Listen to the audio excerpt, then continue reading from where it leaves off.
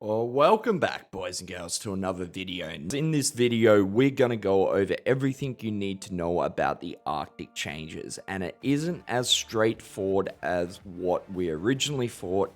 And we've done a lot of testing. This turned out to be a lot longer than I thought it was going to be. But, alright, so what we did here is we got 37k health on the live server. I think this is a very good amount of health. It's where I sit my stamina at. So that's what we'll be comparing the heals on the PTS to. So first up we have Arctic. Now for the ones that don't know, this doesn't scale off your health anymore, but scales with our offensive stats. So our max pool, our stat pool, so like our max stam, and our weapon damage or spell damage, so on. We also get a damage over time ability on this instead of a hot, and that's the changes. So let's get into the numbers. With 27k stam and 6.5k weapon damage, it is almost 50% increase over the live service. So a nice buff here already. Really solid increase, but it gets better and better. At 27k stam and 7.3k weapon damage, we're at a whopping 75% increase over the live server. And then for shits and giggles, we went and got 30k stam, 8.9k weapon damage, and we seen a whopping 129% increase. So there's potential out of Arctic to get some pretty damn crazy crit heals in PvP out of this skill. So you may be thinking, oh, awesome, Johnny. Awesome, thank you. Letting me know I'll run Arctic. It's going to be sweet. It's going to be awesome. Well, just wait a little second, because we've got to have a little look-see at Polar, the other morph.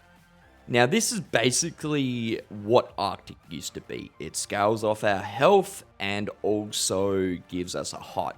I don't know why they just didn't keep Arctic and then change this morph. I'm not quite sure.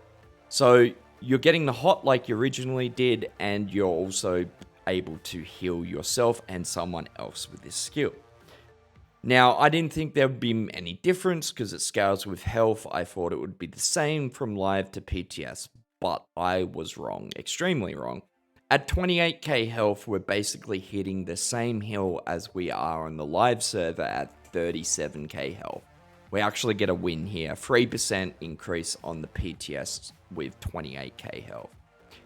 Then with 31.2k health, we're at 15% increase. And then at 37k health, we're at 36% increase. And then at 42.5k health, which I think is the most you can realistically expect to get on Warden without giving up, a decent amount of stuff, is a 57% increase over the live server.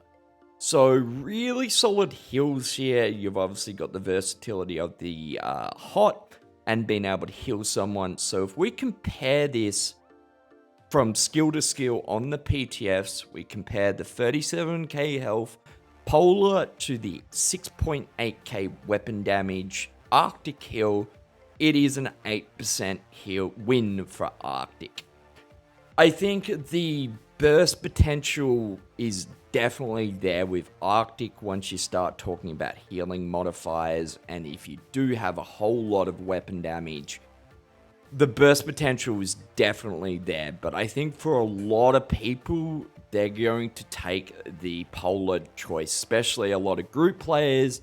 The versatility of being able to heal someone and having a reasonable solid hot there is going to be a better option. But it is nice for us wardens to not have to worry about stacking into health and, not worrying about having to hit that 37, 38k health mark to be able to have a decent burst here. We have options now. I want to do some testing with the dot on Arctic and see how that is hitting. If it's a really solid dot, which I think it may be a reasonable dot, it's definitely a viable option. And when you get up into those high weapon damage marks areas, and if you've got heal modifiers, the burst potential is definitely smashing Polar to bits. So anyway, boys and girls, let me know in the comment section which one you think you will be using, and if you think this is, too much of a buff, not enough buff. And yeah, anyway, let me know. I love you all. Catch you in the next one. Peace.